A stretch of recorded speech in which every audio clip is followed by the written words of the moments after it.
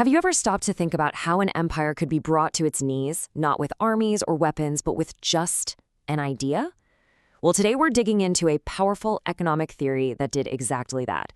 It pulled back the curtain on the British Empire in India and, in doing so, laid the intellectual groundwork for a revolution.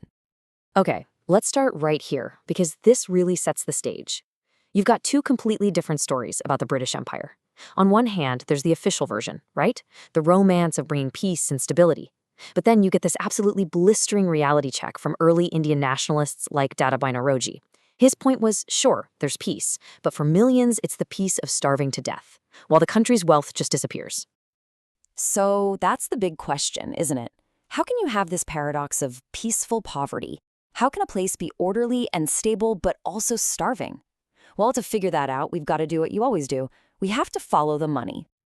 So let's really unpack this massive contradiction, this gap between the empire's image of itself as this kind, modernizing force and the actual lived economic reality for the people of India. And this is where Dadabhai Naoroji comes in. He's a key figure because he saw right through it. He basically said, look, this whole face of beneficence, all this talk about progress and helping people, it's just a mask. And behind that mask, a quiet, systematic exploitation is happening every single day. You have to understand the main justification for British rule was that it was for India's own good. Their power wasn't just about guns, it was about having the moral high ground. They sold this idea that they were the benevolent caretakers, the Mai Bap, or mother and father, guiding India into the modern world. That belief was the bedrock of their legitimacy. So how in the world do you fight back against an idea that powerful? Well, you come up with an even more powerful idea. And that brings us to the drain theory, which became the absolute cornerstone of the nationalist critique of colonialism. And the man behind it all, the high priest of the theory, was Dadabhai Naoroji. As far back as 1867, he started hammering this one single point home. Britain was bleeding India dry. And he didn't let up. For decades, he and others campaigned to get the word out. And as you can see, this economic argument led directly to the political goal of Swaraj, or self-government. So what exactly was the drain theory? It's actually a pretty simple but profound idea. A huge chunk of India's wealth and capital was being systematically siphoned off to Britain. And the key part is this: it was a one-way street. This wasn't trade, it was a transfer. India got nothing of economic value back. Naoroji called it the fundamental evil of the whole system. Now that's a huge accusation. So how did it actually work? I mean, how do you bleed an entire country of its wealth? Okay, so at its core, the mechanism was a giant imbalance on the books. India was sending out way more goods than it was bringing in. Now, normally, if your country exports more than it imports, that extra money flows back home. But that's not what was happening. That surplus wealth wasn't reinvested in India. It was being used to pay Britain's bills and fund its own industrial growth. And, this wasn't some vague process.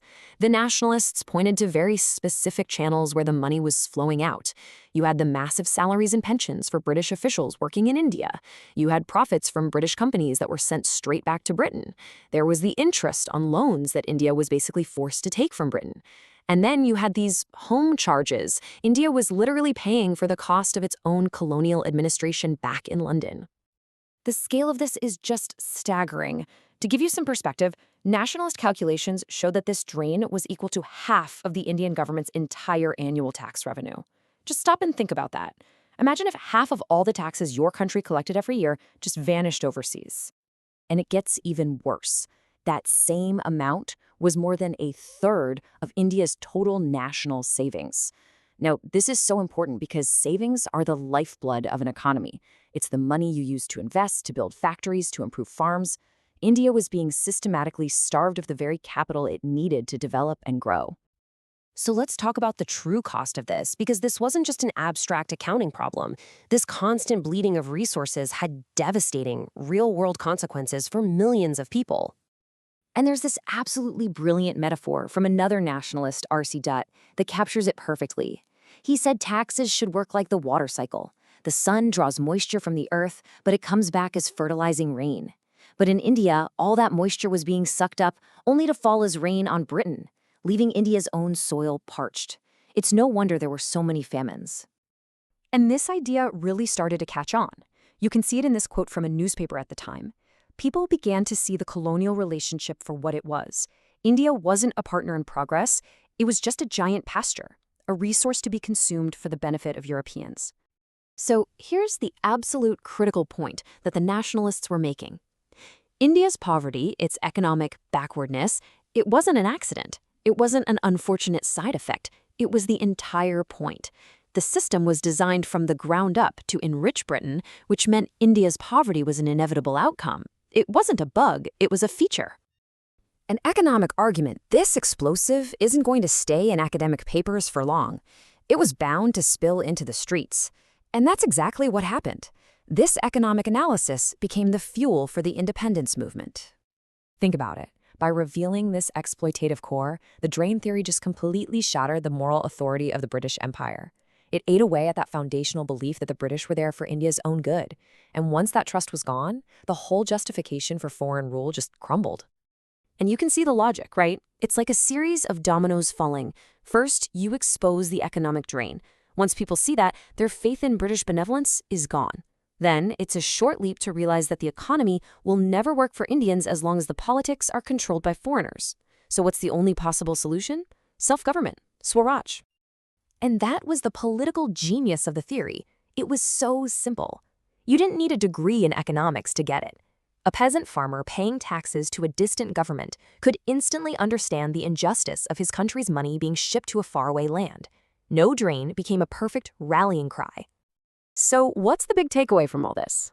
The story of the drain theory is this incredible reminder that empires aren't just built on force, they're built on stories, on narratives. In this case, the story of benevolent rule. And sometimes the most revolutionary thing you can do isn't to pick up a gun, but to tell a truer, more powerful story. It just makes you wonder, if one clear economic argument could challenge an empire, what kind of ideas hold that same power today?